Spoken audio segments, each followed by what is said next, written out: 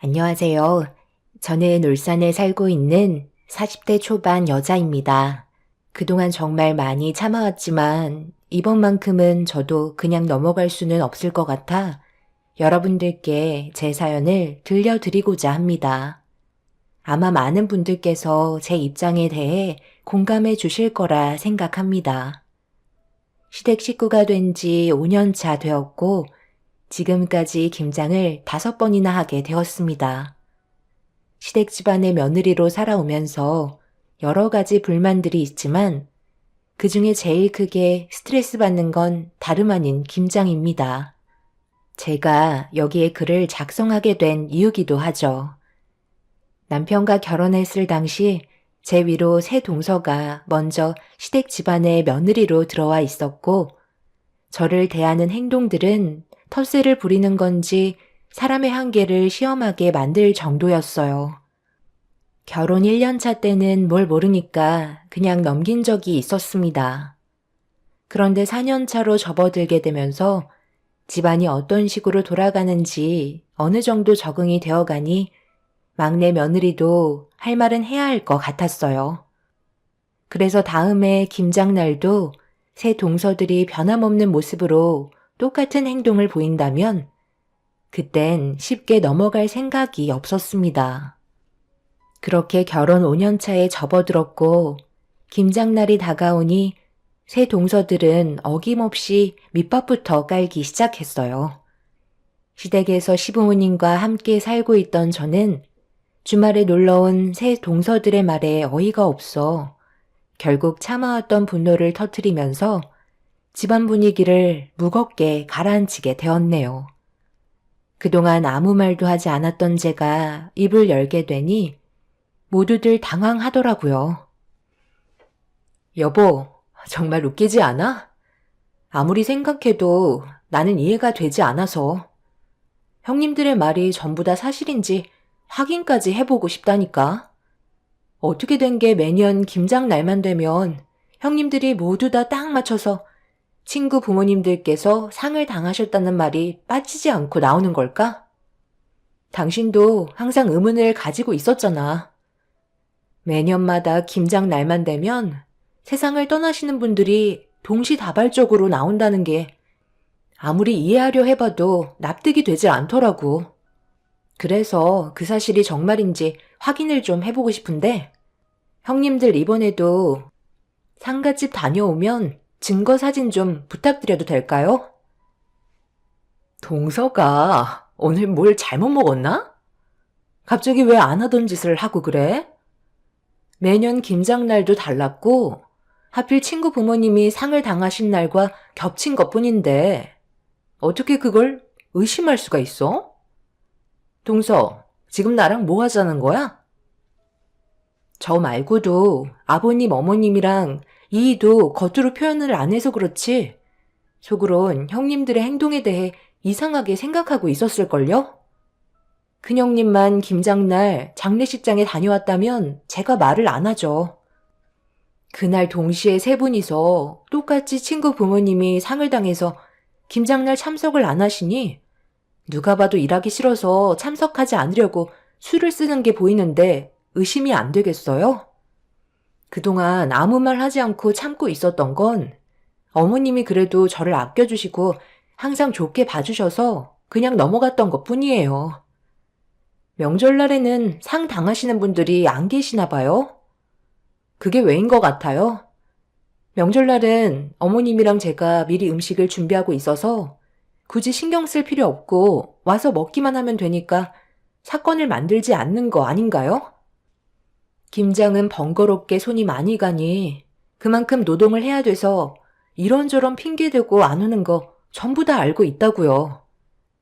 그래도 항상 김장김치는 차에 한가득 실어가죠? 어머님한테 돈을 많이 챙겨드리는 것도 아니고 누가 봐도 멀리 여행 다녀온 사람처럼 때깔 좋은 모습으로 오잖아요. 새 동서들은 갑작스럽게 제가 돌발 행동을 한 부분에 대해 당황하고 있었어요. 그동안 아무 말도 하지 않고 있다가 갑자기 불만을 터뜨리니 많이 당황스러워하는 것 같았습니다. 저도 더 이상 참기 힘들었고 할 말은 해야 할 것 같았어요. 그래서 모두가 모여있는 자리에서 어머님한테 직접적으로 얘기했어요. 김장날 어떤 이유에서라도 참석하지 않는다면 김장김치는 가져갈 수 없게 해야 된다고 시모에게 의견을 제기했습니다. 제가 강하게 주장을 펼치니 시모는 제 말을 따라주셨고 결국 형님들은 불만을 입 밖으로 꺼내 놓았다는 것 하나 때문에 분위기를 더 심각하게 만들어가고 있었죠. 그만들 하지 못해? 막내가 틀린 말 한 것도 아닌데 뭘 잘했다고 다들 큰 소리야? 누가 봐도 이해할 수 없는 행동들인데 당연히 의심할 수 있는 거지. 그거 가지고 우리 집안에서 제일 많이 하는 막내 며느리한테 지금 화를 내는 거니? 어머님, 그게 아니잖아요. 저희가 한가한 사람들도 아닌데 쓸데없이 김장날 친구 부모가 상을 당했다는 말을 꺼내겠어요? 그 말이 사실이니까 어쩔 수 없이 김장을 도와드리지 못한 건데 정말 너무하세요. 맨날 막내 동서만 감싸고 도시잖아요. 너희들 하는 행동들을 보거라. 내일 김장한다는 말 한마디 했을 뿐인데 갑자기 아무 말도 하지 않고 있다가 김장 한마디 꺼내자마자 다들 핸드폰 들고 가더니 전화하는 척하면서 친구 부모가 상을 당했다고 다들 다음날 김장 참석을 못한다는데 뻔히 눈에 보이는 행동을 하고 있잖니. 그전에는 그래도 내가 모이라고 하면 군말하지 않았으면서 막내 며느리가 들어온 뒤부터 서로 똘똘 뭉쳐서 막내만 따돌리는 거 내가 모를 줄 알았어? 내일 김장 참석하지 않으면 다시는 내 앞에 나타나지 마라. 그리고 너희들한테 줄 김치도 없으니까 사 먹던지 알아서들 하고. 할 말 끝났으면 다들 내 눈앞에서 사라지거라. 제가 남편과 결혼한 이후 새 동서들의 행동들을 유심히 지켜보고 계셨는지 제가 불만을 터뜨리자 기회를 놓치지 않으셨어요. 시모도 상식적으로 이해가 되지 않으셨던 거죠. 결국 며느리들끼리 험한 말들을 주고받게 되면서 집안 싸움이 시작되었습니다. 팔은 안으로 굽는다고 아주버님들도 자기 아내의 편을 들어주면서 저를 이상한 사람 취급했어요. 그렇게 되니 동서 내애들과 시부모님과 저희 부부끼리 편이 갈리게 되었습니다. 그냥 죄송하다는 말 한마디 하고 자신들이 했던 행동들에 대해 잘못을 인정하면 되는 건데 끝까지 거짓말로 상황을 악화시켜 가고 있는 모습들이 시부모님을 더욱더 화나게 만들었고 평소에 입이 무거우셨던 시부께서 참다 못하셨는지 결국 입을 여셨어요. 한마디 하시는 순간 아주버님들은 경악을 하고 말았습니다. 아버지, 어쩔 수 없는 상황이 만들어진 것뿐인데 지금 그걸 가지고 재산을 전부 막내한테 주겠다고요? 이건 너무하잖아요. 사람이 살다 보면 피치 못할 사정이 생겨서 도와드리지 못할 수도 있는 건데 너무 극단적으로 몰아가시는 거 아니에요? 막내들보다 못한 행동을 보여주면서 재산 얘기 나오니까 이건 아니라고 생각하는 너희들이 내가 볼 땐 너무한 것 같은데 평소에 잘했으면 이런 말이 나왔겠니? 그동안 아무 말도 하지 않고 가만히 지켜만 보고 있으니까 너희 엄마 말이 우습지? 내가 이 집안의 최고 어른으로서 바로 잡으려 하는 거니까 너희들도 재산 받고 싶으면 모두 와서 김장하는데 참석하도록 해라. 내일 새며느리들 전부 상가집 다녀와야 한다고 했으니까 그 다음 돌아오는 주말에 김장하면 되겠네. 다들 내 말에 동의하지? 설마 다음 주에도 생사람 세상 떠나게 만들겠어요? 다음 주 주말에 다시 모이는 걸로 해요. 그게 제일 좋을 것 같네요. 시모가 김장날의 일정을 변경하게 되자 새 동서내외들은 당황했는지 우물쭈물거리더니 더는 어떻게 할 수 없다고 생각했는지 변경된 일정에 참석하겠다며 시모의 제안을 받아들였습니다. 저는 그날 너무 흥분을 했었는지 동선의 애들이 집으로 돌아간 이후에도 쉽게 진정이 되지 않아 온몸이 부들부들 떨리고 있었어요. 남편도 그간 불만이 많았는지 쉽게 흥분을 가라앉히지 못하고 있었습니다. 정말 다행이었던 건 시부모님께서 저희 부부의 편을 들어주셨다는 거였어요. 그동안 시댁 생활을 하면서 시부모님과 정을 많이 쌓아서 그런지 저를 항상 아껴주셨고 딸처럼 대해주셨습니다. 남편과 결혼 전에 이 문제에 대해 많은 대화를 주고받았었어요. 시댁에 들어가 산다는 게 쉽지 않기 때문에 시부모님과 제가 어느 정도 잘 맞아야 가능하다고 생각했었죠. 그래서 결혼 전에 몇 번 인사를 드리러 간 적이 있었습니다. 시부모님은 굳이 함께 살 필요가 없다고 얘기하셨지만 두 분 다 건강이 좋은 편이 아니셔서 그간 저희 남편이 뒤에서 꽤 많은 일들을 도와드렸었는데 갑자기 남편의 자리에 공백이 생긴다면 시부모님께서 많이 힘들어 하실 것 같아 결국 시댁에 들어가기로 결정을 하게 되었었죠. 그래서 처음에는 적응하는데 많은 시간이 필요했었지만 그래도 시부모님께서 많은 배려를 해주셔서 제가 한 가족이 되었다는 느낌을 많이 받았었어요. 그리고 남편 대신 시부모님을 보살펴 드렸기 때문에 남편도 심적으로 많이 편해졌는지 일의 능률도 올라가 진급도 했었네요. 여러 가지로 장점이 더 많았기 때문에 저희 부모님께서도 처음에는 반대가 심하셨지만 시간이 지날수록 긍정적으로 받아들여 주셨어요. 살아온 환경이 다르니 분명 부딪힐 수 있는 문제들은 당연히 생길 수 있지만 시부모님께서는 그런 문제들을 최대한 빠르게 바로 잡아가셨고 제 입장에서 많은 것들을 생각해 주셨습니다. 그렇게 서로 의지하면서 잘 지내고 있었지만 문제는 제가 시댁에 들어와 살면서부터 새 동서들이 더 이상 신경 쓰지 않아도 된다는 잘못된 생각을 가지고 있는 게 가족들 간의 갈등으로 이어지게 되었죠. 집안 행사가 있을 때는 저보다 어른이고 먼저 결혼한 동서들이 적극적인 모습을 보여줘야 하는데 반대로 행동하고 있었으니 시부모님께서 안 좋게 보실 수밖에 없으셨죠. 새 동서들은 제가 불만을 제기하면서부터 어떻게 하면 저를 잡아먹을지 그것만 생각하고 있는 듯 보였습니다. 하지만 저는 뒤에 시부모님이 계시기 때문에 크게 두려운 건 없었어요. 그렇게 냉전의 시간이 흐르고 다시 돌아온 주말에 저희 가족은 새벽부터 일어나서 김장할 준비를 하고 있는데 시모가 새 동서들에게 아침에 서둘러서 오라고 미리 말을 해놨었는데 연락도 받지 않고 시댁에 올 생각을 하지 않더라고요.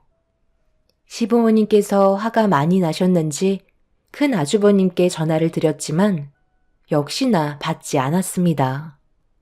시부는 그날 연락이 안 될 시 인연을 끊을 생각을 가지고 계셨어요. 그만큼 화가 머리끝까지 올라오신 상태라 집안의 분위기는 상당히 무거운 상태로 김장을 할 수밖에 없었네요. 그렇게 한두 시간 정도 흘렀을 때 시모의 핸드폰이 울리기 시작했고 급하게 받으신 시모는 큰 소리 치셨어요. 뭐라고? 그네 지금 그 말을 나보고 믿으라는 거니? 너희 셋과 친분이 있는 사람의 부모가 상을 당해서 다들 거길 가겠다는 거니? 거짓말도 적당히 해야지. 그 친분 있는 사람 전화번호 좀 나한테 전달해 보거라. 내가 직접 통화해 보마. 어머님, 정말이에요. 저도 상황이 이렇게 흘러가서 너무 난감하다고요. 일단 서둘러 가봐야 하니까 나중에 다시 연락 드릴게요. 저번에 그 난리가 났었는데 쓸데없이 거짓말을 왜 하겠어요? 다녀와서 사진 찍은 거 보여드리면 되잖아요. 너희들 마지막으로 경고하는데 1시간 내로 달려오지 않으면 그땐 정말 인연 끊을 줄 알아. 2번 다시 얼굴 볼 생각 하지 마. 시모는 큰 동서에게 소리를 지른 뒤 전화를 끊으셨어요. 역시나 예상했던 대로 동선의 애들은 또다시 거짓말을 하고 있었고 김장하러 오고 싶지 않다는 걸 확실하게 표현하고 있었죠. 시부는 더 이상 용서해줄 생각이 없으셨는지 핸드폰에서 연락처를 차단까지 하셨고 시모는 동선 애외들의 무책임한 행동들 때문에 분노를 쉽게 가라앉히지 못하셨습니다. 그런데 잠시 뒤 저에게 전화 한 통이 왔어요. 몇 년 만에 연락 온 회사 동료의 전화였고 받는 순간 충격적인 한마디에 이 사실을 시부모님과 남편에게 알렸습니다. 저희는 김장을 하다 말고 급하게 공항으로 향했어요. 그렇게 공항 안을 두리번거리고 있는데 공항 대합실에서 제 지기가 들리는 소리에 고개를 돌리는 순간 충격적인 광경을 저희 가족 모두가 보고 말았네요. 과장님, 여기에요. 아직 비행기 뜰 시간이 1시간 정도 남은 것 같아요. 과장님 결혼식 때 인사드렸던 분들 맞죠? 가족 전체가 여행을 가시는 것 같아서 과장님도 함께 계신 줄 알고 혹시나 해서 인사를 드렸었는데 뭔가 들킨 것 마냥 당황하시더라고요. 그래서 안부라도 드릴 겸 전화를 했던 건데 오신다는 말에 기다리고 있었죠. 어차피 저는 집에 가서 할 것도 없거든요. 그렇게 회사 동료가 저희를 안내했고 손으로 가리킨 공항 대합실에서 새 동선애회들이 비행기를 타기 위해 앉아서 기다리고 있는 모습을 목격할 수 있었습니다. 옷차림은 누가 봐도 여행을 떠나는 사람들의 복장이었어요. 상갓집을 가는 복장은 전혀 아니었죠. 새 동선의 애들은 뭐가 그리 좋은지 서로 웃고 떠들며 즐거워하고 있는 모습을 멀리에서 지켜보고 있는데 시모가 아침부터 화가 머리끝까지 올라온 상태라 결국 이성을 잃게 되셨어요. 저와 남편이 말릴 틈도 없이 시모는 새 동서에게 달려갔고 멀리에서 달려오는 시모의 얼굴을 발견한 동서들은 경악을 하며 비명을 질렀습니다. 전혀 예상하지 못했는지 그 자리에서 굳어버린 새 동서들은 시모에게 머리채를 잡혔고 뒤이어 시부가 아주버님들에게 달려가 멱살을 잡으셨네요. 그런데 그 와중에 더 충격적이었던 건 큰 동서의 행동이었어요. 머리채 잡고 계신 시모를 패대기 치더니 나중에 다시 얘기하자면서 곧 출발하게 될 비행기에 올라타려고 준비를 하고 있었습니다. 시부모님은 그런 큰 동서의 행동을 보고 더 이상 말릴 필요가 없다 생각하셨는지 결국 인연 끊겠다는 말을 꺼내셨고 모든 재산은 저희 부부에게 주겠다고 선포하셨어요. 아버님, 그건 나중에 다시 얘기하면 안 될까요? 저희 이제 비행기 타야 한다고요. 그리고 김장 얼마 되지도 않는 거 굳이 전부 모여서 할 필요는 없는 거잖아요. 아버님 댁에서 같이 살고 있는 막내 동서랑 같이 하면 되는데 꼭 저희를 시켜야겠어요? 그래서 지금 이 상황에 여행을 가겠다는 거야? 너희들 머리가 없는 것도 아니고 어느 정도 얘기하면 알아먹어야지. 그렇게 부탁을 했는데 이런 식으로 심각한 사태를 만들어? 너희들도 내 아들들과 결혼을 했으면 한 가족인 것을 어떻게 남보다 못한 모습을 보여주는 거냐? 두말할 필요 없다. 내가 가진 재산 전부는 너희들에게 단 한 푼도 넘겨주지 않으마. 그리고 시부모를 여기까지 오게 만들어 놓고 여행을 가겠다고? 우리가 너희들 여행 가는 걸 두 눈 뜨고 보고 있을 것 같아? 아버님, 저희 이번에 여기에 꽤 많은 돈을 지불한 상태라고요. 일단 이번 한 번만 보내주시면 내년에는 무조건 저희가 김장할 테니까 일단 보내주세요. 이러다 비행기 떠나겠어요. 어머님, 저희가 잘못했다고 하잖아요. 비행기 값만 날리는 게 아니에요. 호텔이랑 여러 가지 부수적인 것들 예약하느라 일종의 차질이 생기면 그 돈 다 날리는 거라고요. 내가 왜 그런 것까지 신경을 써야 하는 건데? 나는 너희들의 거짓말 더는 믿지 않으마. 얼마의 돈을 지불했는지 모르겠지만 너희들이 비행기 타고 떠나는 걸 내 두 눈으로 보고 싶지 않다. 여기에서 한 발자국도 못 움직이니까 나를 밟고 가던지 알아서 해라. 형님들이 좀 더 현명하게 대처하셨다면 이렇게까지 안 좋은 상황까지 오지 않았겠죠. 저희들한테 부끄럽지도 않으세요? 시부모님은 비행기를 타려는 새 동서 내외들을 붙잡고 놔주지 않았어요. 그렇게 서로 몸싸움이 벌어지게 되면서 시간은 계속해서 흘러갔고 결국 동서내외들이 타고 갈 비행기는 공항을 떠나고 말았습니다. 모든 일정이 끝나는 순간이었고 새 동서내외들은 그 자리에서 개거품을 물며 주저앉고 말았죠. 큰 동서가 다음 비행기를 타면 된다고 화를 내며 시부모님께 대들었지만 시부모님께서는 눈 하나 깜빡하지 않으셨어요.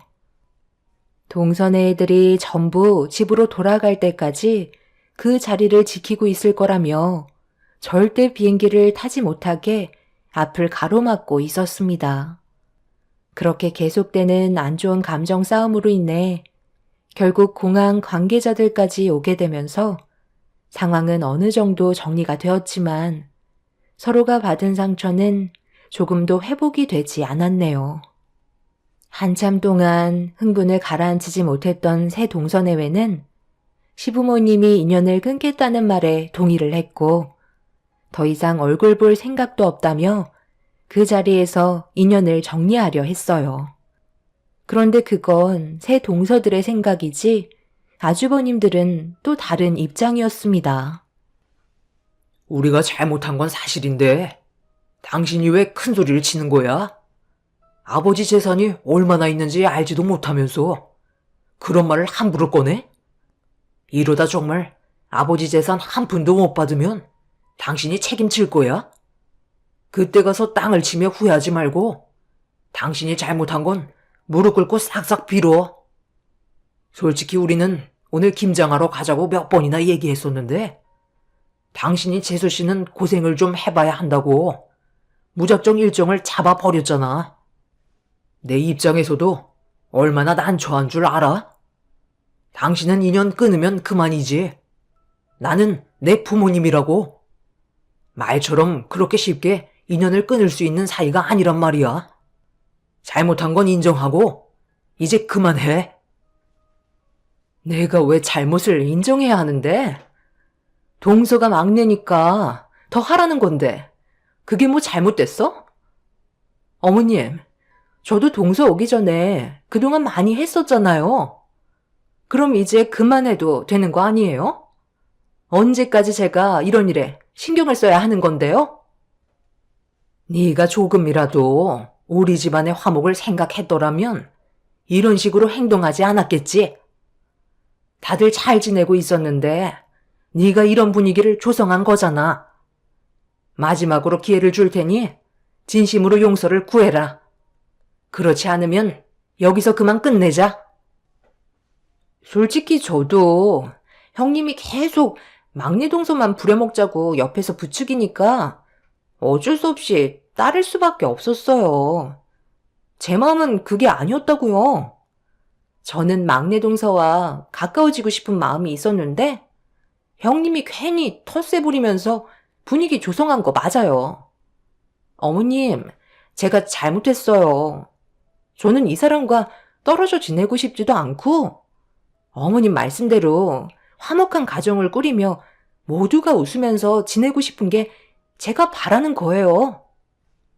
셋째 동서도 나랑 같은 생각이었잖아. 맞아요.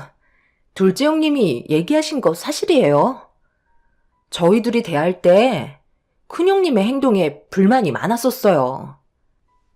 그런데 너무 기가 세시고 괜히 저희도 막내 동서처럼 피해를 입을까봐 아무 말도 하지 못하고 있었어요. 저도 정말 죄송해요, 어머님. 자기들 지금 뭐 하는 짓들이야? 나만 막내 동서 이용해 먹자고 그랬어? 상황이 이렇게 되니까 이제는 나를 버리겠다는 거야? 당신이 이렇게까지 쓰레기 짓을 꾸며왔다는 거에 정말 너무 큰 충격을 받았다. 어느 정도 하면 그만하면 될걸. 상황을 이렇게까지 만들었으면서도 끝까지 고집을 부려야 되겠어? 우리 부모님이 당신한테 마지막 기회를 주고 계시잖아. 정말 용서를 구하지 않을 거야? 당신 나와도 이혼하고 싶은 거냐고. 한순간의 잘못된 판단이 돌이킬 수 없는 결과를 가져온다는 거 당신도 분명 인지하고 있을 텐데. 이제 그만 고집 부리고 집으로 돌아가자. 가서 김장하고 당신도 이제 맏며느리답게 행동해. 큰 동서만 용서를 구하지 않았고 큰 시숙과 둘째, 셋째 동선 애들은 전부 다 시부모님께 잘못을 인정하며 무릎을 꿇었습니다. 그제서야 시부모님께서 어느 정도 흥분을 가라앉히셨지만 문제는 큰 동서였네요. 저를 징후하듯 바라보면서 자신의 잘못을 인정하지 않으려 했어요. 큰 동서의 사과를 받기 위해 공항에 계속 머무를 수 없는 노릇이라 결국 큰 동서만 빼고 가족 모두는 시부모님 댁으로 향하게 되었죠. 그렇게 시댁에 도착하자마자 동선의 애들은 전부 다 김장하는 데 달려들었고 시부모님 눈치를 보면서 발빠르게 움직이며 분위기를 좋게 만들려고 애쓰고 있었습니다. 그런데 김장이 거의 끝나갈 때쯤 큰 동서가 시댁으로 찾아왔어요. 저희는 어느 정도 잘못을 인정하고 시부모님께 머리를 숙인 채 들어올 줄 알았는데 갑자기 저에게 달려들더니 제 머리채를 잡으면서 난리를 치기 시작하길래 모두가 뜯어 말리려 했지만 제 머리를 잡은 큰 동서의 두 손은 분노로 가득 차 있었습니다. 제가 왜 이런 수모를 겪어야 하는지도 몰랐고 왜 이렇게까지 저를 싫어하는지 이유를 알지 못해 비명을 지르면서 도대체 저한테 왜 그러냐고 물어보니 큰 동서는 제가 처음 왔을 때부터 꼴 보기 싫었다며 시부모님의 관심을 한 몸에 받는 게 마음에 들지 않았다고 어이없는 말을 늘어놓고 있었습니다. 제가 며느리로 들어오기 전에는 큰 동서가 시부모님께 많은 관심을 받고 있었지만 시부모님께서 저와 함께 있는 시간들이 많다 보니 당연히 저에게 조금 더 신경을 써주시는 것뿐인데 그런 모습들이 꼴보기 싫었던 것 같네요. 그렇게 큰 동서가 제 머리채를 잡고 놔주질 않으려 하자 시모가 화가 머리끝까지 올라오셨는지 버무리고 계셨던 김장김치 한 포기를 손에 들고 달려오셨어요. 그리고 큰 동서의 뺨에 포기김치로 내려치셨고 양념들이 눈에 들어갔는지 괴로운 비명을 지르며 제 머리를 잡고 있던 손이 그제서야 풀리게 되었죠. 큰 동서는 괴로운 듯 바닥을 뒹굴며 도와달라고 소리를 질렀지만 그 모습을 전부 다 구경만 하고 아무도 도와주지 않았어요. 결국 혼자서 수도가로 달려가 얼굴을 씻은 뒤 시댁에서 급하게 도망쳐 빠져나갔네요. 그날 이후 큰 시숙은 별거를 하시다 이혼을 결정하셨고 지금 현재 숙려 기간 중에 있습니다. 두 분의 관계가 알고 보니 오래전부터 삐걱거리는 상태였던 것 같아요. 큰 동서가 결혼 10년 차에도 애가 생기지 않아 검사를 받아보니 불임 판정을 받았었는데 그 사실을 계속 숨기고 있었다가 최근에 큰 시숙에게 들통나면서 두 분이 냉전 상태였다고 하더라고요. 아마 예전처럼 관계 회복은 힘들 것 같아 이혼을 하게 될 것 같네요. 큰 동서의 잘못된 행동 하나 때문에 이런 상황까지 온 게 정말 안타까울 뿐입니다. 서로 웃으면서 좋은 관계로 발전해 나가면 훨씬 더 많은 걸 얻을 수 있을 텐데 왜 이렇게까지 미련한 짓을 저질러서 결국 혼자 모든 걸 잃게 됐는지 참 답답하기만 하네요. 둘째, 셋째 동서들은 지금 현재 저를 잘 대해주고 있지만 과거의 상처가 어느 정도 있던 터라 어느 정도 시간이 필요할 것 같긴 합니다. 큰 동서는 분명 지금의 상황에 대해 후회하고 있을 것 같아요. 하지만 저에게 손을 내미는 게 자존심이 허락하지 않아 버티고 있는 것 같습니다. 본인의 선택이니 어쩌겠어요. 앞으로 평생 후회하면서 살겠죠. 제 사연을 들어주신 분들도 분명 김장 문제로 가족들과의 여러 가지 문제가 생긴 집안도 있을 텐데요. 서로 조금씩 이해하고 양보하며 좋은 관계를 유지하셨으면 좋겠습니다. 오늘 하루도 행복하시고 웃음이 가득한 날이 되시길 바랍니다. 감사합니다. 안녕하세요. 저는 40대 중반 여자입니다. 몇 달 전에 돈 문제로 인해 집안이 난리가 난 적이 있었습니다. 지금도 너무 황당해서 잠을 제대로 잘 수 없을 정도로 큰 고통에 시달리고 있네요. 그동안 남편과 함께 아무것도 없이 시작해서 지금까지 두 발로 열심히 뛰며 살아왔었습니다. 금전적으로 부유한 편은 아니었지만 서로 함께 인생을 만들어가면서 하나둘 성취하는 그런 맛으로 지금까지 지내왔었죠. 그런데 이런 궁핍한 생활이 돈에 대한 갈증을 불러일으킨 것 같았어요.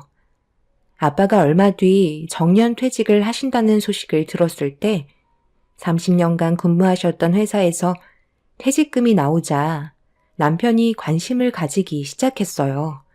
평소에는 말수도 적고 무뚝뚝하던 사람이었는데 아빠의 퇴직금의 금액을 듣게 되면서 시도 때도 없이 퇴직금을 어떻게 사용할 건지에 대해 물어보길래 남편에게 왜 이렇게 관심을 가지냐며 살짝 짜증 섞인 말투로 대화를 이어나갔죠.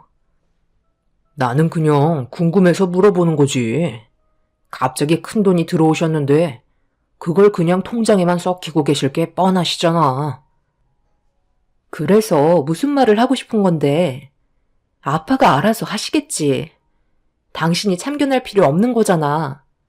그냥 신경 끄고 살면 돼. 어떻게 신경을 안 쓸 수 있어? 그러다 쓸데없는데 사용하시거나 사기라도 당하시면 어쩌려고 그래? 당신은 걱정되지 않아? 아빠가 한두 살도 아니고 그런 걱정을 왜 해? 우리 집안이 옛날부터 워낙 가난하게 살아서 아빠는 허튼 곳에 돈을 사용하지 않으셔. 그냥 통장에 넣어 두셨을 거야. 나도 신경 안 쓰는 걸 당신이 왜 이렇게 예민하게 행동하는지 모르겠네. 혹시 우리 아빠한테 들어온 퇴직금이 욕심나서 그래? 당신도 그동안 옆에서 많이 봐서 알잖아. 공장에서 온갖 기름때 다 묻혀가면서 한평생을 힘들게 일해 오셨어. 노동에 따른 대가라고. 그런 돈을 우리가 함부로 할 수 있는 게 아니야. 혹시라도 땀만 먹었다면 꿈도 꾸지 마. 우리도 지금은 먹고 사는데 지장 없을 만큼 살고 있잖아. 현재를 감사하게 생각하면 되는 거라고. 내가 장인어른 돈을 함부로 하겠다는 게 아니잖아. 돈이 있을 때 다른 곳에 투자를 해야 그만큼 더 많은 돈을 벌 수가 있는 거라니까. 나는 뭐 말도 못하냐? 장인어른 가족이기 때문에 이런 걱정을 해주는 거야. 나 말고 누가 신경 써주겠어? 당신 아니더라도 아빠가 알아서 잘 하시니까 더 이상은 얘기 안 했으면 좋겠어. 이제 그만 말하고 밥이나 먹어. 남편은 뭔가 혼자 깊은 생각에 빠져 있었지만 제가 아빠의 퇴직금에 대해서 그만 말하라며 목소리를 높이자 남편도 성격상 싸우는 건 피하기 때문에 더는 아무 말도 하지 않았어요. 그런데 어느 날 저희 부모님과 식사를 하는 자리에서 남편이 또다시 퇴직금 얘기를 꺼내기 시작했고 오래간만에 모두가 모여 외식하는 자리였는데 분위기를 이상하게 만들어 저는 결국 참고 있던 짜증이 터지고 말았습니다. 부모님께서도 제가 남편에게 화를 내자 많이 당황스러우셨는지 말리셨어요. 장인어른, 그동안 공장 일만 열심히 하시면서 소박하게 살아오시다가 퇴직하시고 갑자기 목돈이 들어오셔서 앞으로 어떻게 하실 건지 걱정이 많으시죠? 제가 그 돈을 2배로 불릴 수 있는 방법을 알고 있는데 제 말 좀 들어주시겠어요? 당신 지금 뭐 하는 거야? 내가 저번에도 쓸데없는 얘기하지 말라고 분명 경고했을 텐데. 자꾸 이런 식으로 나올 거야? 자네가 생각해주는 건 고맙네만 나는 원래 투자 같은 건 하지 않는다네. 주변에서 목돈 생겼다고 투자했다가 결국 쫄딱 망해서 세상 떠난 사람 여러 봤거든. 그리고 내 성격상 위험한 건 아예 거들떠도 안 보기 때문에 마음만 받도록 하겠네. 내가 한 번만 더 입 밖으로 돈 얘기 꺼내면 뭐라고 그랬어? 그냥 넘어가지 않을 거라고 몇 번이나 말을 했는데 지금 내 말을 무시하는 거야? 당신 돈도 아니면서 왜 이래라 저래라 하는 건데? 기분 좋게 모여서 분위기를 꼭 이런 식으로 만들어야 되겠어? 나는 그냥 아버님을 위해서 얘기해 드리는 것 뿐이야. 요즘 누가 목돈을 통장에만 넣어놔? 돈은 한 곳에 있으면 썩기 마련이야. 작은 금액도 아니고 3억이나 되는 돈을 그냥 은행에 넣어두는 게 오히려 더 안 좋다니까. 글쎄, 그건 아빠가 알아서 하실 문제라고 했잖아. 계속 이 일로 상황을 안 좋게 만들 거야? 당신 요즘 도대체 왜 이래? 남편은 부모님과 식사하는 자리에서도 제 말을 무시한 채 아빠의 퇴직금에 대해 어떻게 사용을 할 건지 여쭤보고 있었습니다. 한두 번은 그냥 그러려니 하고 넘어갈 수 있는데 몇 번 경고하고 그만하길 원했는데도 계속해서 입 밖으로 꺼내는 남편 때문에 결국 오래간만에 부모님과 식사하는 자리에서 좋지 않은 말을 주고받게 되었습니다. 부모님께서도 많이 당황하셨는지 흥분한 저를 말리셨지만 이미 짜증이 머리끝까지 올라와 버린 상태라 부모님 말은 귀에 들어오지 않았어요.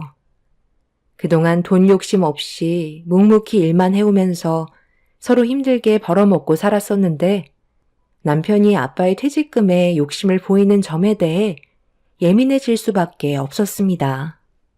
좋지 않은 대화를 주고받게 되면서 좋았던 분위기는 망치게 되었고 부모님께선 먼저 자리에서 일어나고 마셨네요.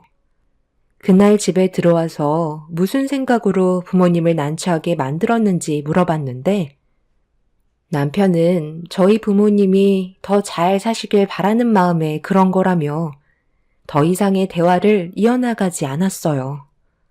표정을 봤을 때는 뭔가 불만이 한가득이었고 다른 속셈이 있는 듯 보였습니다. 워낙 말을 잘 안 하는 성격이라 평소에도 답답한 점들이 있는데 그날은 제 속을 뒤집어 놓고 말았죠. 방으로 들어가서 일찍 잠이 들어버린 남편에게 더 이상 화를 내는 것도 힘들고 크게 한번 얘기했으니 앞으로 조심해 줄 거라 생각했었어요. 그런데 생각지도 못한 일이 시댁에서 터지고 말았습니다. 사돈 어른께서 30년간 몸담그신 곳에서 정년퇴직을 하셨으니 아직까지 생활 적응이 힘드실 거다. 일하다 쉬시면 갑자기 여기저기 아픈 곳이 올라온다고 하더라. 그래서 걱정되기도 해서 특별히 보약 한 채 다렸으니 거르지 말고 드시라고 전해드려.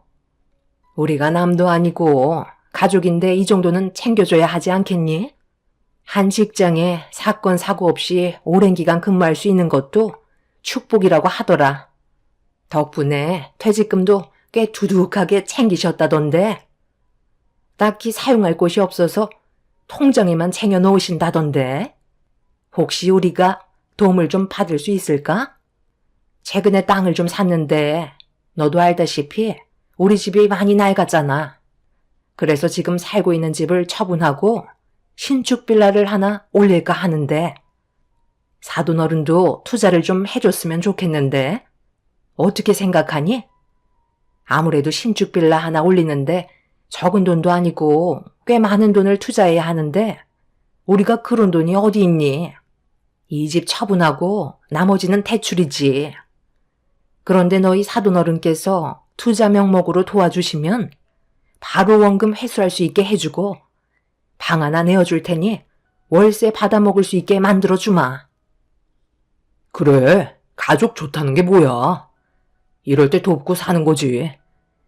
그동안 우리 부모님께서 대출을 많이 받으셔야 되다 보니 계획만 가지셨는데 이참에 장인어른이 도와주시면 분명 손해는 안 볼 거라고. 건물 올리자마자 원금 바로 드린다잖아. 거기에다가 월세까지 받게 해주신다는 게 얼마나 파격적인 조건이야? 3억 통장에 넣어놔봤자 1년에 이자 얼마 하지도 않는 거. 이참에 투자하시고 매달 월세도 받으면 이것처럼 좋은 조건이 어딨어? 우리도 이제 좀 편히 살아봐야 하지 않겠어? 아버지가 이번에 구매하신 곳에 목이 좋아서 서두르는 게 좋으실 거야. 가족이면 이 정도는 해주실 수 있는 거잖아. 통장에 썩히느니 이런 식으로 돈을 굴리는 게 훨씬 더 많은 이익을 얻을 수 있는 거라고. 그냥 아무 조건 없이 원룸방 하나 내어주시겠다잖아. 매달 생활비는 벌어 가실 수 있는 거라니까. 우리가 그동안 모은 돈도 부모님께 투자하기로 벌써 얘기가 끝난 상태야. 뭐라고? 나랑 상의한 적 단 한 번도 없으면서 우리가 모은 돈을 신축 빌라 올리는데 전부 사용하겠다는 말이야? 나는 지금 이 상황들이 너무 당황스러워서 무슨 말을 해야 될지도 모르겠어. 왜 다들 저희 아빠의 돈을 못 가져가셔서 안달이세요? 돈을 아예 달라는 것도 아니고 건물 올리는데 사용하고 전세금 들어오면 투자금 맞춰서 바로 주겠다는 건데 뭐가 불안해서 결정을 내리지 못한다는 거야? 딸인 네가 사돈을 잘 설득하면 어려움 없이 손에 쥘 수 있는 돈 아니야? 우리가 너희 집안을 상대로 사기를 치겠니? 이참에 서로 이득 좀 보고 살자는 건데 너는 왜 이렇게 앞뒤가 꽉 막혀있니? 아버님, 지금 하시는 말씀이 누가 보면 저희 아빠가 아버님한테 빚이라도 있는 줄 아시겠어요. 그렇게 원하시면 직접 가셔서 달라고 하세요. 그리고 이 보약은 가져갈 수 없을 것 같네요. 이런 부탁하시려고 오늘 상다리가 부서져라 음식을 준비해 주신 거였어요? 저는 그런 줄도 모르고 생각 없이 먹기만 했네요. 음식값 달라고 하시면 드릴게요. 그리고 저는 먼저 일어나 보겠습니다. 이런 분위기 속에 더 이상 이 집에 있고 싶지 않아서요. 당신은 오늘 집에 안 들어올 거지?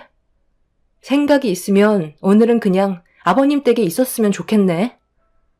그동안 함께 살면서 이런 생각 단 한 번도 해본 적 없었는데 오늘 처음으로 당신이랑 이제 그만 끝내야 될 것 같은 마음이 떠나질 않는다. 집에 들어오면 서류에 도장 찍을 준비하고 들어오는 게 좋을 거야. 정말 많이 참고 있었는데 남편과 시부모의 행동은 저에게 너무 큰 실망을 안겨주었어요. 그리고 처음으로 이혼을 생각하게 되었죠. 그동안 제가 알던 시댁 식구들의 모습이 아니라서 돌아오는 상처는 더 크게 다가왔던 것 같습니다. 제가 단호하게 거절을 하면서 얘기하자 시부모님도 많이 당황하셨는지 어이없다는 표정을 보이시면서 쳐다보셨고 애들을 데리고 밖으로 나가려는 저를 뒤따라온 남편이 제 팔을 잡으면서 화를 내기 시작했어요. 자기 뜻대로 풀리지 않아 기분이 상한 듯 보였습니다. 그리고 거실에서 시모도 제가 긍정적인 반응보다 단호하게 거절하는 모습에 화가 나셨는지 당장 도장 찍고 오라며 더 큰 소리를 치셨어요. 남편은 저에게 얘기하는 것보다 저희 아빠에게 직접 찾아가서 퇴직금을 달라고 하는 게 빠를 것 같다며 저를 밀친 뒤 차를 타고 친정으로 향했습니다. 살다 이런 경우는 처음이라 저와 아이들을 두고 친정으로 가버린 남편의 행동에 어이가 없었습니다. 저도 애들을 데리고 택시를 탄 뒤 부모님 집에 도착을 했는데 현관문 앞에서 남편이 언성을 높이며 저에 대한 불만을 털어놓고 있었어요. 급하게 문을 열고 들어가니 아빠도 남편의 돌발 행동에 많이 당황스러워하며 저를 쳐다보고 계셨죠. 그때 남편이 저와 주고받던 눈빛은 제가 알던 사람이 아니었네요. 장인어른, 그렇게 해 주실 수 있는 거잖아요. 돈을 아예 달라는 것도 아니고 잠깐 빌렸다가 다시 돌려드리겠다는 건데 거절하실 건 아니시죠? 장인어른께서 항상 저에게 아들 같다고 그러셨잖아요. 그럼 이 정도는 해 주실 거라 믿겠습니다. 당신 정말 정신이 나갔구나. 내가 그만하라고 얘기했지. 왜 아빠 돈을 당신이 원하는 대로 하려는 건데? 정말 이혼하고 싶은 거니?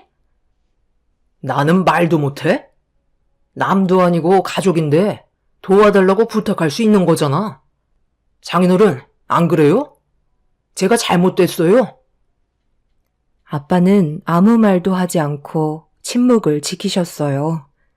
제가 봤을 때 남편의 행동에 화가 많이 나신 듯 보였지만 꾹 참고 계시다는 걸 저는 느낄 수 있었습니다. 그동안 남편을 아들 같다고 여러 가지로 많은 것들을 신경 써줬었는데 돈 때문에 사람이 변한 모습을 보고 실망을 많이 하셨어요.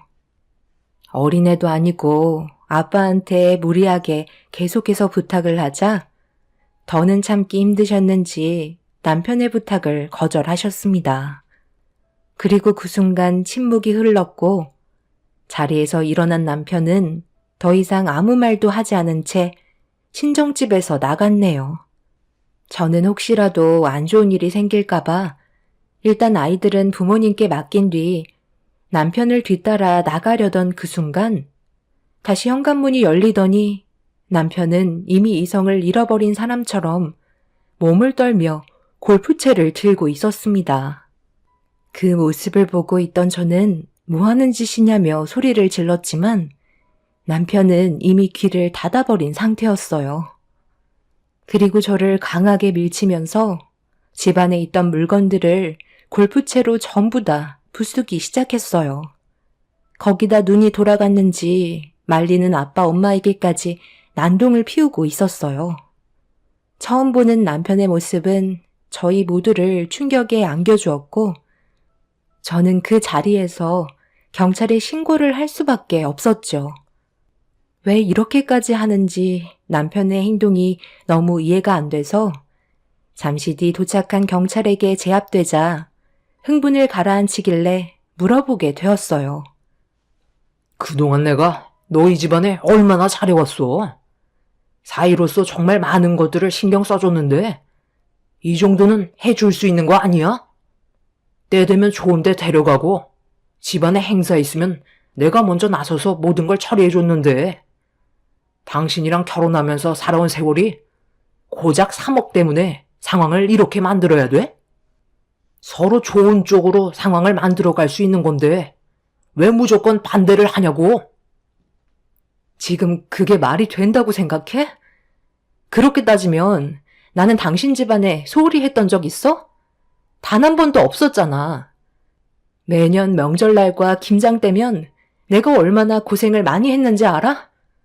그리고 지금까지 당신이 우리 집안에 보여줬던 것들은 전부 보상을 위해 했던 거였어? 그래서 이렇게까지 집착을 하는 거야? 우리 아빠가 30년간 몸이 부서져라 이래서 받은 퇴직금이야.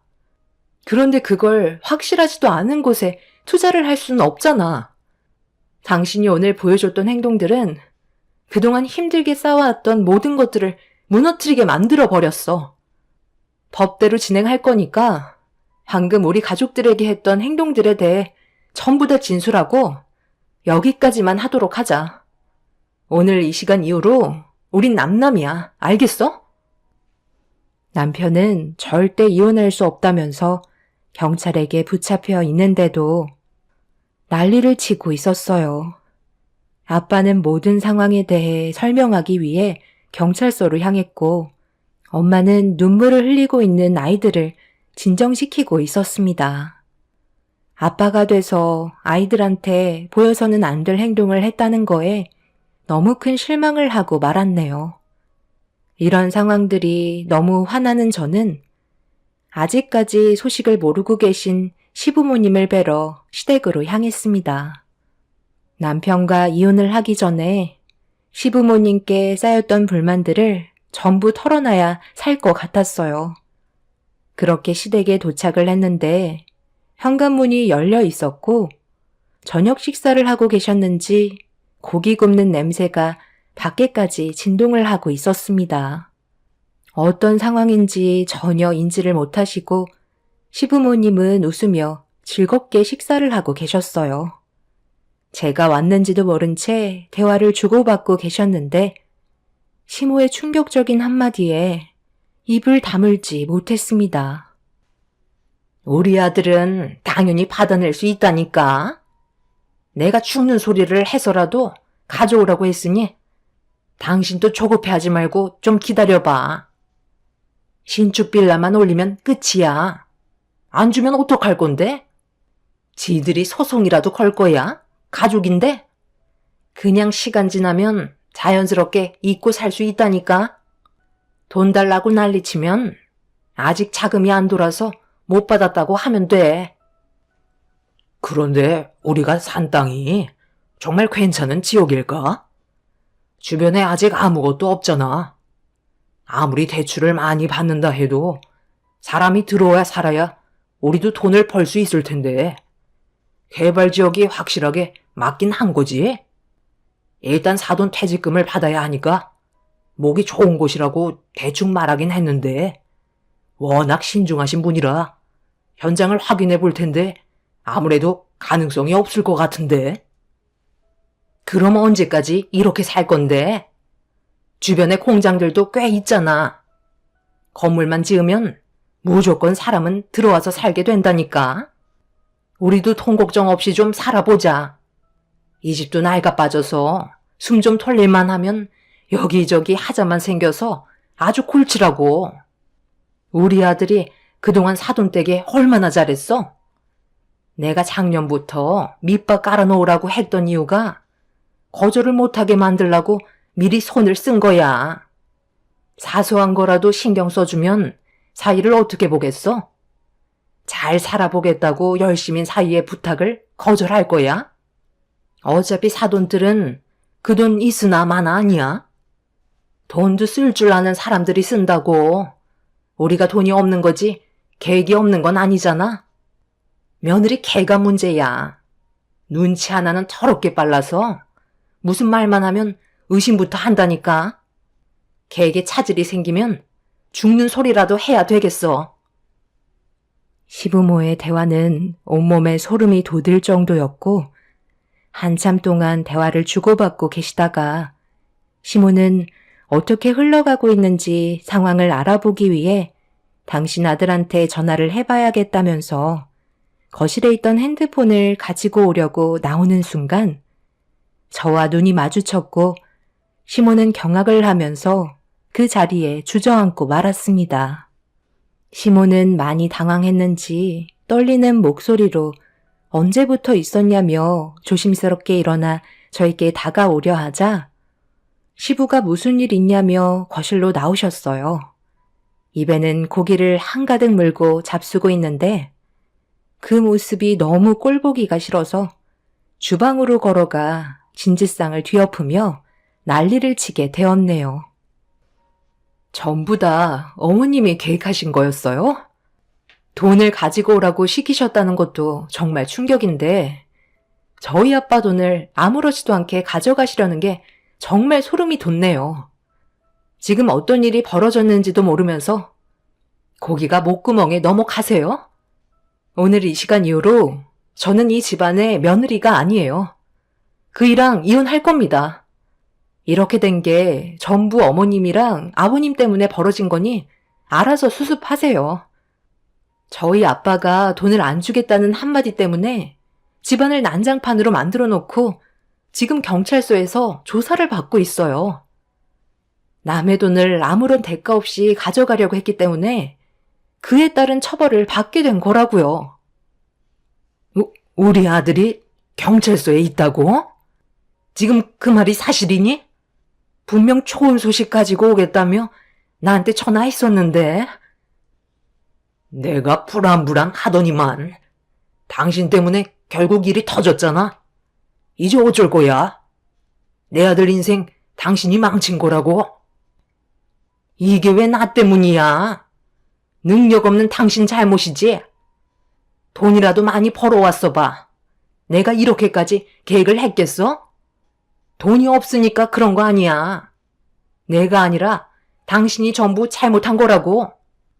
얘야, 네가 어디까지 들었는지 모르겠지만 네가 생각하는 그런 거 절대 아니니까 너무 극단적으로 몰아가지 마라.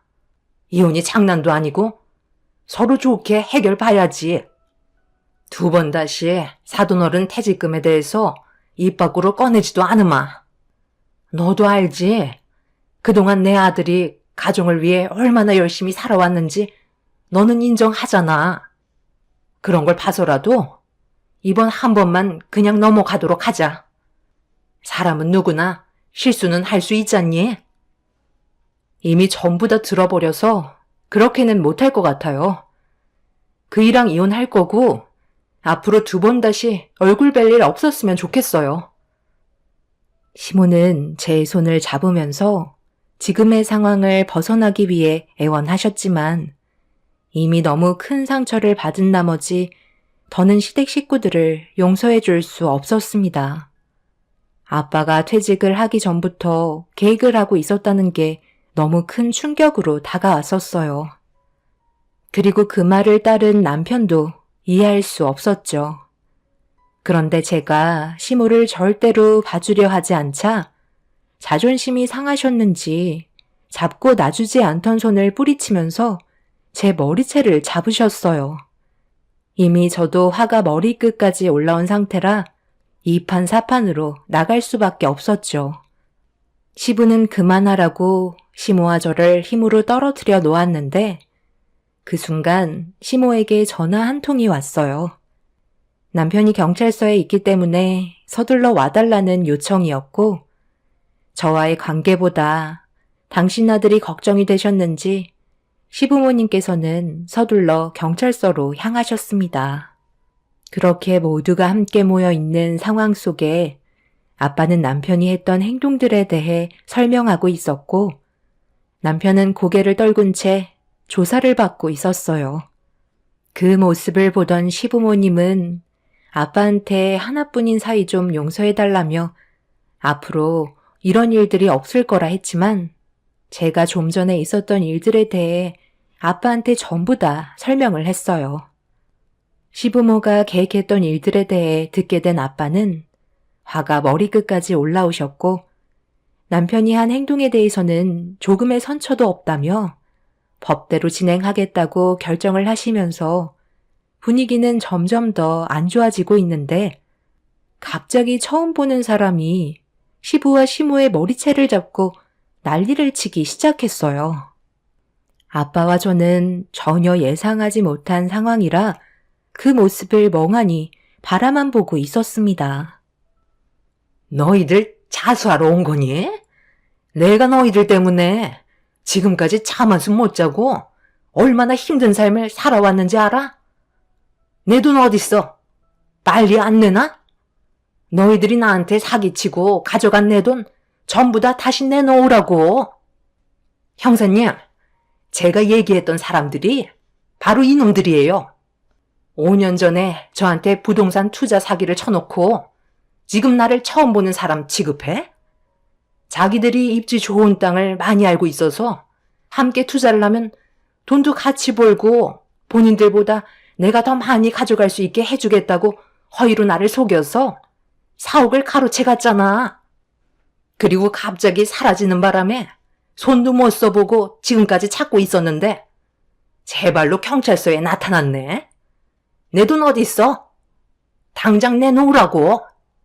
형사님, 이 사람들 당장 콩밥 먹게 조치해 주세요.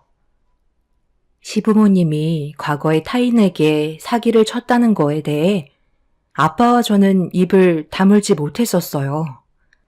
담당 형사는 접수된 건에 대해 조사를 하기 시작했고, 시부모님은 충격적이게도 정말 사기를 쳐서 도망친 상태였습니다. 말도 안 되는 일들이 눈앞에 펼쳐지니 저희도 할 말을 잃었었고, 남편도 어느 정도 알고 있었는지 고개를 떨군 채 가만히 있었는데, 사기를 당하신 분이 남편을 유심히 쳐다보더니 갑자기 삿대질을 하면서 남편 보고 바람잡이 역할을 한 사람이라며 모두 다 같이 계획한 사람들이라는 말을 듣게 되었습니다. 저는 너무 큰 충격을 받아 다리에 힘이 풀려 그 자리에 주저앉았고, 저 몰래 이런 일들을 저지른 남편에게 너무 큰 실망을 하고 말았어요. 일이 이렇게 되자 삽시간에 시댁 집안은 나락으로 떨어지게 되었고, 모든 사실은 인정하게 되면서 법적인 처벌을 받게 되었습니다. 저희 가족이 그동안 알고 있었던 시댁 식구들이 아니라서 많이 놀라기도 했었지만, 저와 결혼 생활을 하면서 이런 일을 저질렀다는 게 더 큰 충격이었죠. 한 사람을 상대로 사기를 쳐서 큰 돈을 얻게 되니 저희 가족한테도 똑같이 사기를 치려고 했던 시댁 식구들의 행동들은 온몸에 소름이 돋을 정도였습니다. 지금은 남편과 이혼을 하고 남남이 되었고, 더 이상의 인연을 만들지 않기 위해 부모님과 함께 이사를 한 상태입니다. 2번 다시 저희 가족 앞에 나타나지 않았으면 좋겠어요. 더 큰 피해를 막은 거에 대해 그저 감사할 뿐입니다. 세상살이 한 치 앞도 모른다더니 남편이 경찰서에서 조사를 받게 되다가 이런 일이 밝혀질 거라곤 꿈에도 몰랐네요. 안 좋은 일들이 해결된 만큼 앞으로 저희 가족이 행복만 가득했으면 좋겠습니다. 제 사연 들어주신 분들, 오늘도 좋은 하루 보내시길 바랍니다. 감사합니다. 안녕하세요. 저는 40대 초반 여자입니다. 최근에 정말 말도 안 되는 일을 겪게 돼서 지금의 상황을 어떻게 받아들여야 할지 몰라 이렇게 사연을 신청하게 되었습니다. 어느 날 도련님이 결혼할 여자가 생겼다며 모두들 당황시킨 적이 있었어요. 그동안 한 번도 도련님 입에서 여자 얘기를 꺼낸 적이 없었거든요. 시부모님께서 좋은 여자 만나서 결혼하길 원하셨지만 도련님은 결혼하고 싶은 마음이 없다며 시부모님의 마음을 아프게 해드렸었죠. 그런데 언제부터 만남을 이어왔는지 모르겠지만 그래도 시부모님은 세상 떠나기 전에 도련님 결혼을 볼 수 있을 것 같다는 희망 때문에 눈물까지 보이셨어요. 나이 먹고 혼자 사는 건 정말 추하다면서 잘 됐다고 서둘러 진행하길 원하셨습니다. 30대 중반이 된 도련님은 그동안 단 한 번도 여자를 데려온 적이 없어서 집안의 경사가 될 정도였습니다. 시모는 서둘러 일정을 잡길 원하셨고 돌아오는 주말에 시모의 부탁으로 아침 일찍 시댁으로 향하게 되었죠. 도착하자마자 정신없이 음식 준비를 하게 되었고 점심시간이 돼서야 모든 준비를 끝낼 수 있었습니다. 그리고 잠시 뒤 초인종 소리가 들렸고 도련님이 결혼을 생각하고 있는 여자를 집으로 데리고 들어왔습니다. 첫인상은 때묻지 않아 보였고 시모도 마음에 들으셨는지 상당히 적극적인 모습을 보여주면서 주방으로 도련님과 여자를 안내했어요. 시모와 함께 정성이 들어간 음식을 내어준 뒤 어색한 분위기 속에 시모의 중심으로 대화가 시작되었습니다. 모두의 이목이 집중된 가운데 쏟아지는 질문을 침착하게 대응하고 있었어요. 서로 가까워지면 좋으니까 말을 좀 편하게 할게요. 우리 아들이랑 같은 회사에서 꽤 오랫동안 근무하고 있었다던데 서로 어느 정도 호감이 있었으면 좀 더 적극적인 모습을 보여주지 그랬어. 내 아들이 여자 보길 워낙 돌같이 여겨서 내 생에 결혼하는 건 못 볼 줄 알았다니까. 나는 최대한 빨리 우리 집 식구가 태워줬으면 좋겠는데 괜찮지? 엄마는 얼굴 보자마자 그렇게 얘기부터 하면 어떡해요?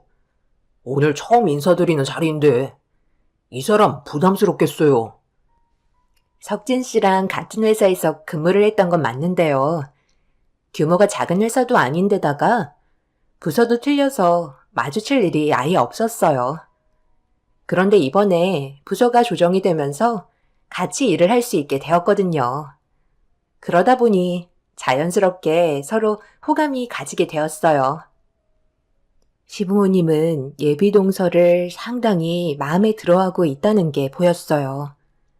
저희 가족 모두가 오래간만에 활짝 웃을 수 있는 시간을 만들어줬다는 거에 저 또한 분위기에 취해 예비 동서를 좋게 바라보고 있었습니다.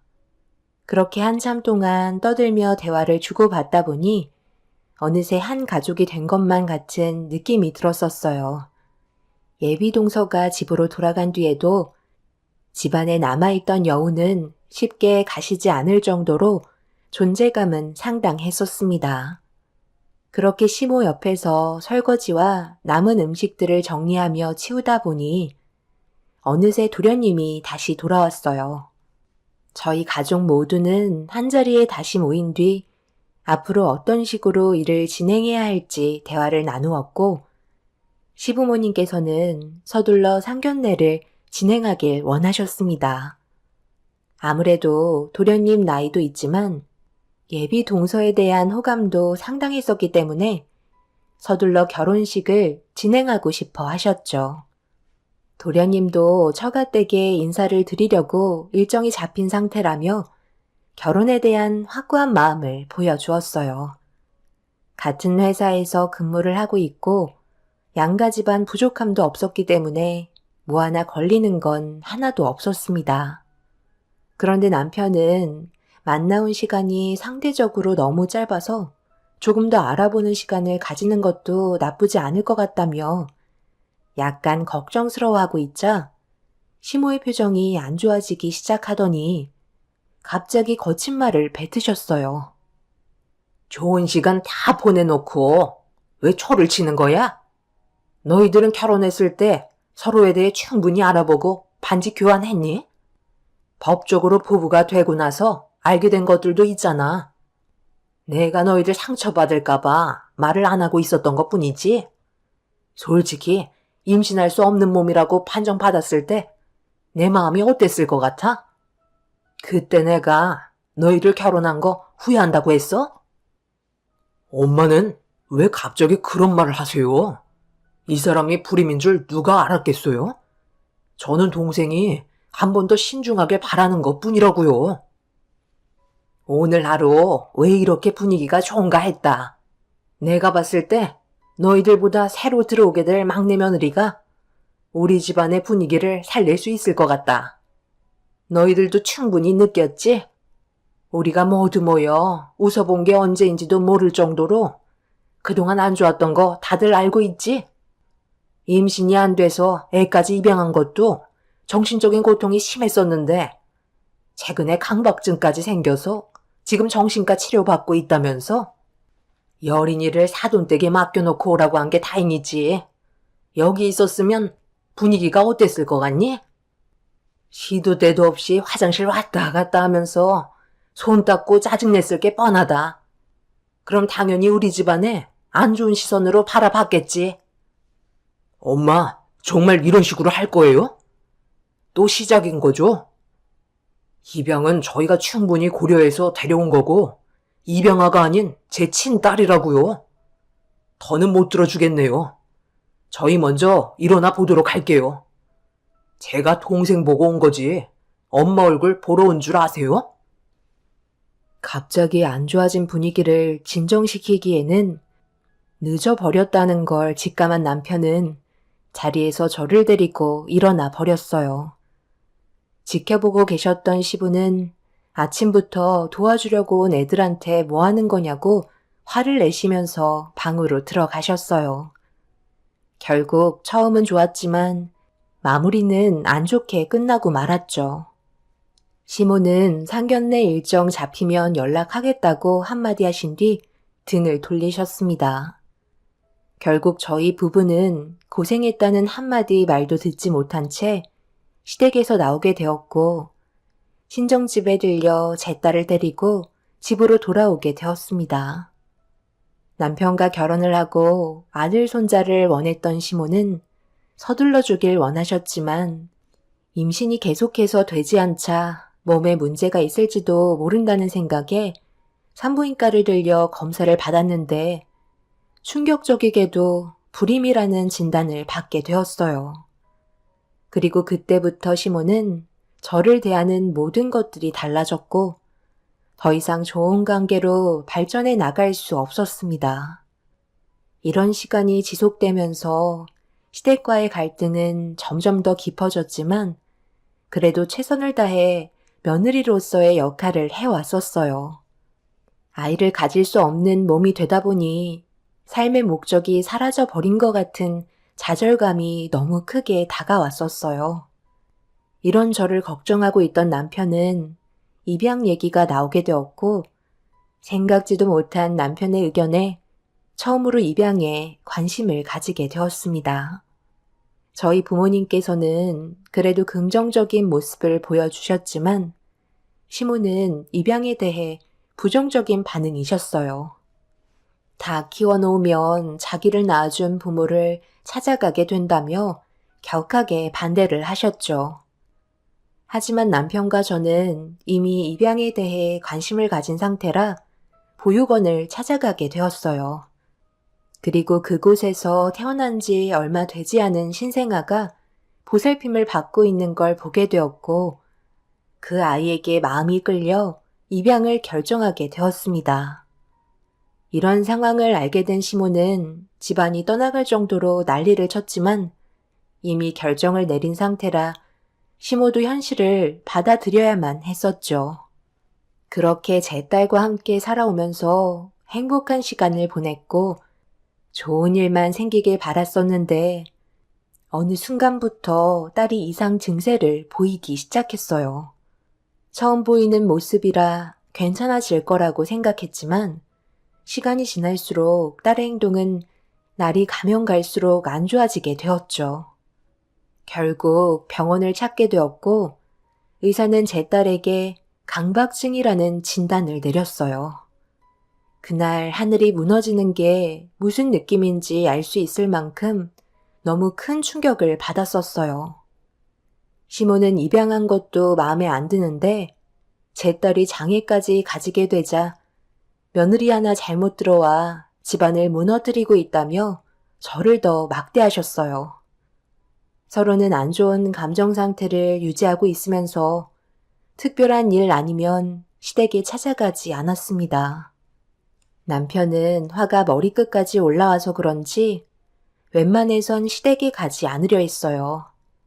저도 그동안 상처를 많이 받아온 시간들이 마음의 문을 굳게 닫아버리고 말았죠.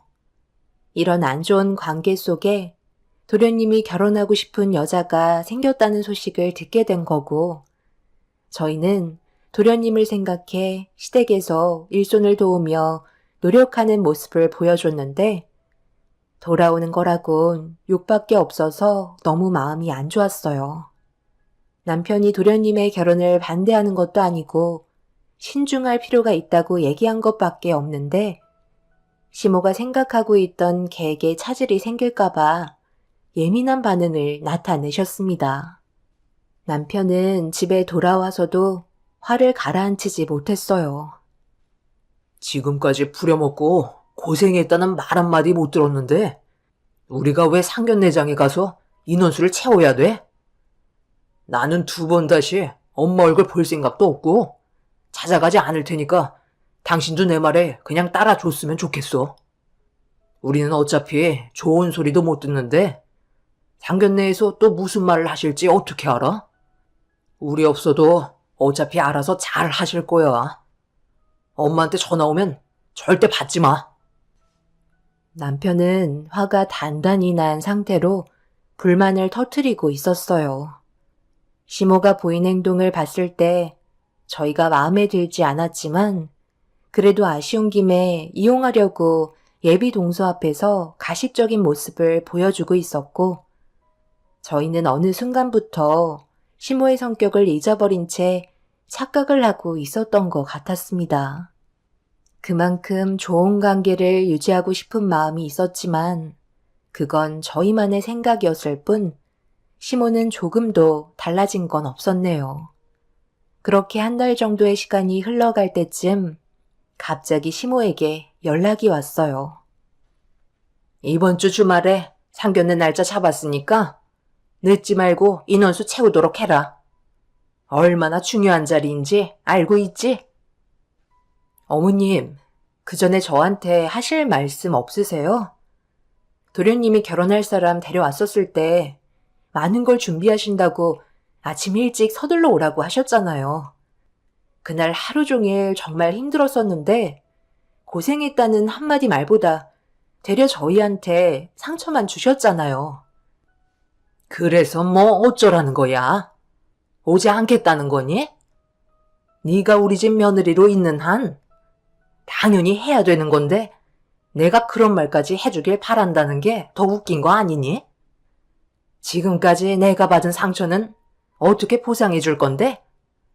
애를 가지지 못하는 것도 충격인데 그렇게 반대하던 입양까지 해놓고 나한테 좋은 말 듣겠다는 게 더 웃긴 거 아니니? 내 마음 풀리려면 아직도 10년은 더 걸릴 것 같다. 그 전까지 내가 시키는 거 토달지 말고 움직이도록 해.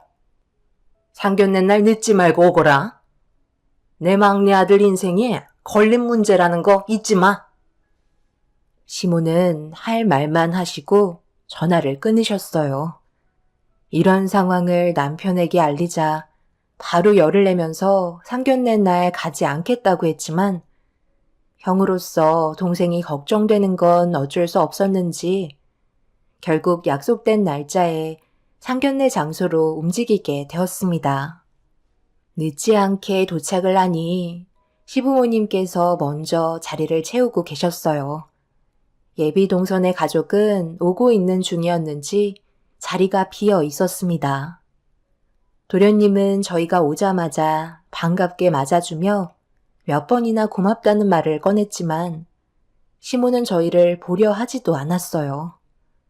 그런데 제 딸이 배가 고프다는 말에 갑자기 고개를 돌리셨고 자리에서 일어나시더니 저만 따로 부르셨습니다.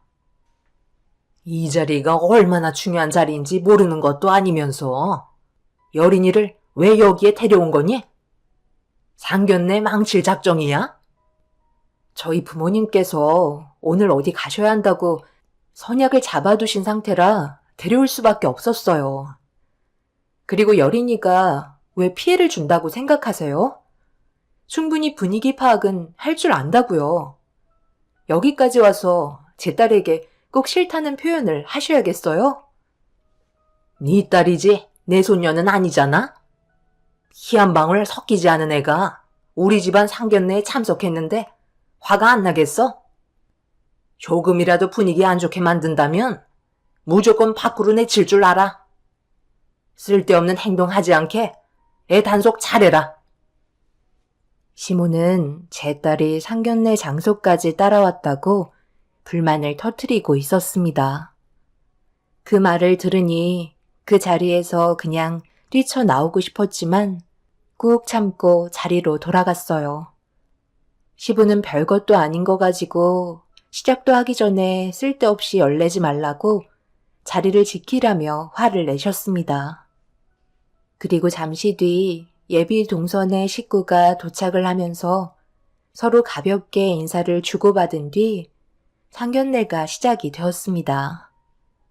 시모는 밝은 얼굴로 분위기를 조성하며 대화를 이어나가고 있었는데 제 딸이 화장실을 자주 왔다 갔다 하면서 손을 씻고 오자 시모가 저에게 눈치를 주며 자제시키길 원하고 있었습니다.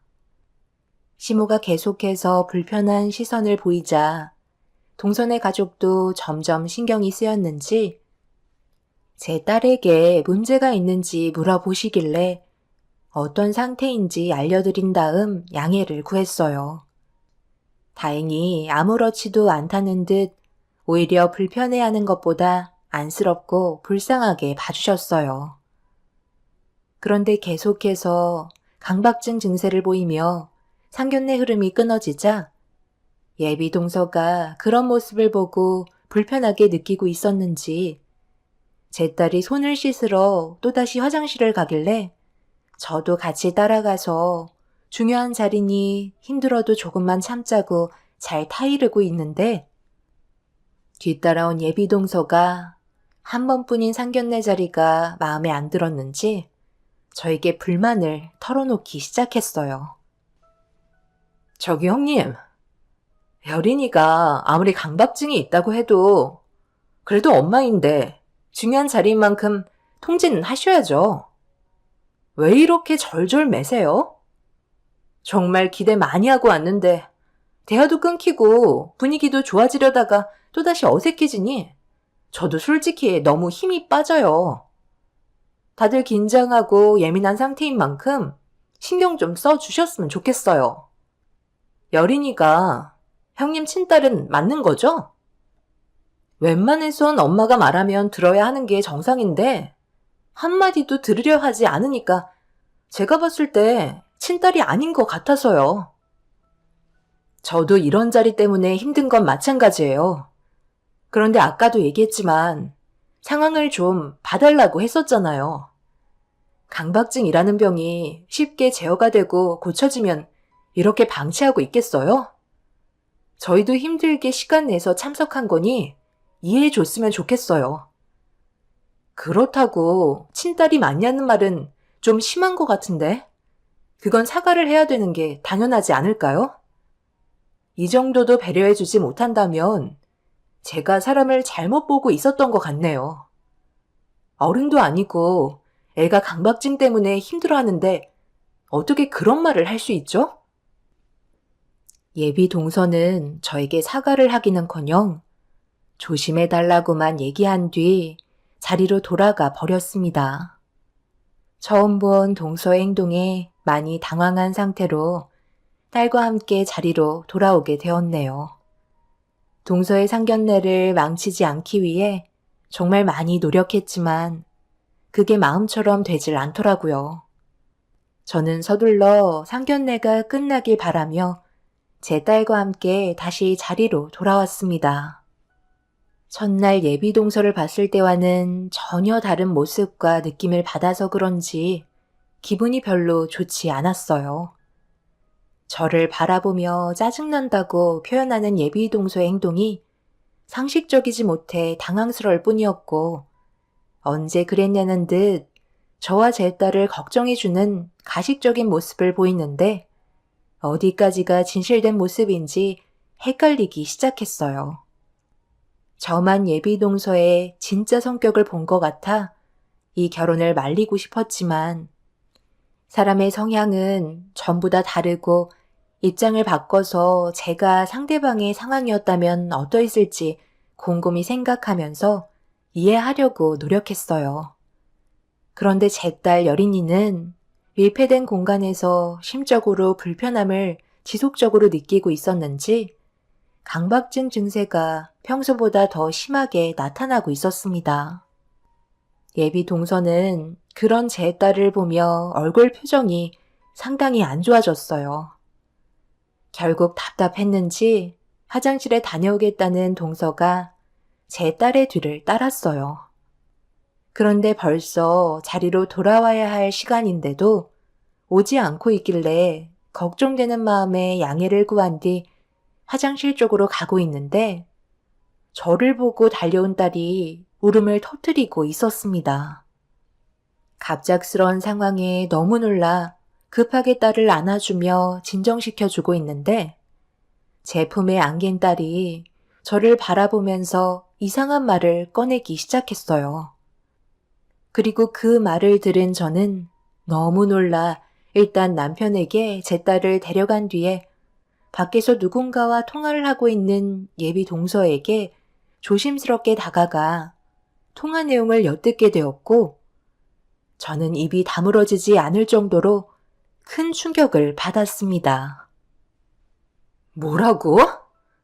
당신 제정신이야? 어떻게 내 인생에 도움이 전혀 안 되는 거야? 최대한 멀리 있는 보육원에 놓고 오라고 했잖아. 확실하다니까. 내 품에서 나온 자식인데 그걸 모르겠어? 나도 엄청 놀랐다고. 화장실에서 손을 씻고 있는데 손목에 화상 자국이 크게 보이는 거야. 그래서 몇 살인지 물어보니까 우리가 보육원에 보낸 시점이랑 거의 비슷해. 동서, 지금 뭐라고 그랬어? 방금 보육원이라고 한 거야? 여린이가 화장실에서 손을 씻고 있는데 갑자기 자기 팔을 강하게 잡더니 화상 자국에 대해 물어보며 무섭게 대했다고 그러던데 설마 동서가 지금 그런 끔찍한 일을 저지른 건 아니지? 당연하죠. 저는 저 아이에 대해 전혀 모르고 있다고요. 그냥 어디선가 본 적이 있는 것 같아 물어본 것 뿐이에요. 무슨 일인데 둘 다 밖에서 뭐 하는 거야? 다들 기다리고 있다고. 여린이가 진정이 안 되는지 당신을 계속 찾고 있어. 무슨 일 있었어? 저는 제 딸에게 들었던 말과 예비 동서의 통화 내용에 대해 알려주자 남편도 얼굴 안색이 안 좋아지기 시작했어요. 밖이 소란스러워지자 양가 집안 모두 저희가 있는 곳으로 나오셔서 무슨 상황인지 파악하기 위해 물어보면서 분위기는 점점 더 심각해지고 있었죠. 결국 제가 두기로 들었던 내용에 대해 설명을 하니 양가 부모님의 얼굴도 사색이 되었습니다. 세아가, 네가 다시 자세하게 좀 얘기해 줄 수 없겠니? 왜 내 손녀의 손목에 있는 화상 자국을 보고 놀란 거야? 그리고 통화를 했다던 그 남자는 누구인지 우리가 알아들을 수 있게 설명을 해줬으면 좋겠는데. 우리가 지금 상상하고 있는 그건 아니지? 저는 모르는 일이에요. 잘못 알고 있었나 봐요. 서둘러 상견례 끝냈으면 좋겠어요. 그만 안으로 들어가세요.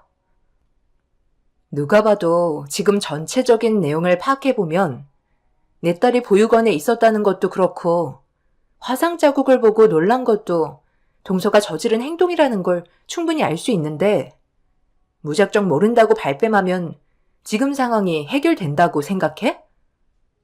지금 저를 의심하는 거예요? 이 결혼 그냥 없던 일로 하는 게 좋겠어요. 이런 기분으로 석진 씨랑 결혼하고 싶지 않아요.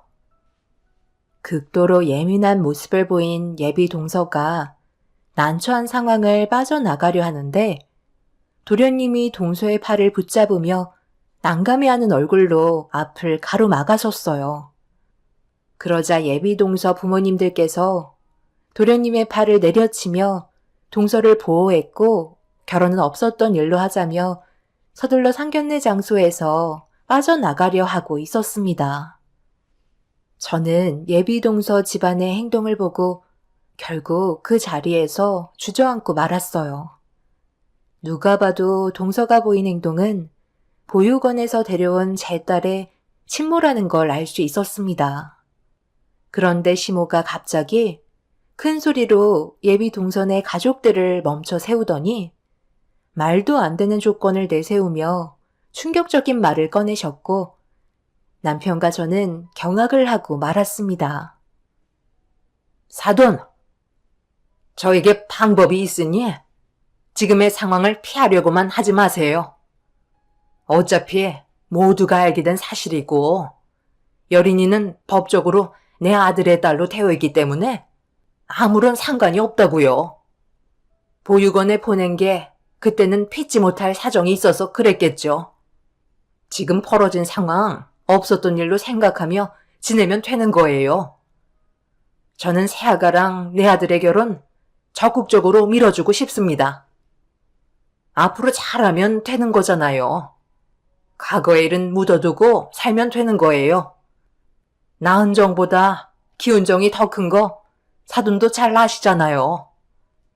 어차피 여린이는 내 아들과 며느리가 알아서 잘 키울 테니 걱정하지 말고 둘의 관계에만 집중해 주자고요. 인생 별거 있어요? 어머님, 지금 그게 말이 된다고 생각해요? 여린이가 받을 상처는 아무것도 아니라는 거예요? 왜 이렇게 이기적이세요? 지금 이 상황은 어머님 혼자 결정할 문제가 아니라고요. 그리고 도련님의 생각은 다를 수 있잖아요.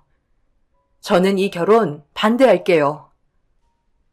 형수님, 죄송해요. 저는 저 사람이랑 결혼해야겠어요. 저희 엄마 말처럼 방금 벌어진 일은 덮어두고 살면 되는 거잖아요. 그래, 역시 내 아들이라 머리 회전이 빠르구나. 더 이상 문제 삼지 않으면 되는 거야. 여린이는 어차피 큰애 자식이잖아. 둘은 새롭게 시작하는 거라고. 아무 문제 없으니까 둘의 결혼 진행하거라. 애는 시간 지나면 어차피 아무것도 몰라. 저는 더 이상 듣고 싶지 않아 제 딸과 남편을 데리고 상견례장에서 빠져나왔어요. 저희 가족이 더는 상처받고 싶지 않았습니다. 시모의 생각 없는 말들도 충격이었지만 도련님도 같은 의견을 보였다는 거에 너무 큰 실망을 하고 말았습니다. 남편은 그날 이후 시모와의 인연을 완전히 끊어내버린 상태이지만 문제는 제 딸이 이 사실을 전부 다 듣게 되면서 받은 정신적인 충격이 상당히 큰 상태입니다. 그리고 현재 시모와 도련님은 결혼을 강행하려 하지만 예비 동선의 가족은 조금의 죄책감이 있는지 보육원에 버린 내 딸과 또다시 마주치게 되는 상황이 생길까봐 결혼을 거부하고 있는 중이네요. 그런데 상견례장에 있을 때는 자기가 친모라는 걸 강하게 거부하던 예비 동서가 피는 못 속인다고 어느 날부터 멀리에서 저희 딸의 존재를 확인하고 있습니다. 그런데 그게 친모라 끌려서 그러는 건지 아니면 자기 인생의 걸림돌이 앞에 나타나서 또 다른 범행을 저지르려 하는 건지 알 수가 없어 걱정이 되네요. 어떻게 이런 상황이 생기게 된 건지 아직까지도 믿어지지가 않습니다. 앞으로 어떻게 해야 할지 모르겠어요. 일단 예비 동서였던 그 여자가 어떤 식으로 돌발 행동을 할지 몰라 제 딸 곁에서 떨어지지 않고 있는 중입니다. 신생아 때 한 번 버렸는데 두 번은 더 쉽지 않겠어요. 어떤 성격인지 전부 다 파악되지 않는 상태이기 때문에 조심해서 나쁠 거 없다 생각하네요. 만약 그 여자가 자기의 친딸이라고 데려가겠다고 해도 법적으로 제 딸로 등재되어 있기 때문에 절대로 데려갈 수 없겠죠? 그 여자가 자기 딸을 버린 이유도 아직 밝혀지지 않은 상태라 요즘 매일 불안에 떨며 살고 있는 중이네요. 시모도 그렇고 그 여자도 어떤 식으로 나올지 몰라 긴장의 연속입니다. 아무도 모르는 곳으로 이사를 가는 게 최선일까요? 여러분들의 의견을 듣고 싶어요. 제 딸과 헤어지고 싶은 마음 조금도 없습니다. 많은 조언 기다릴게요. 감사합니다.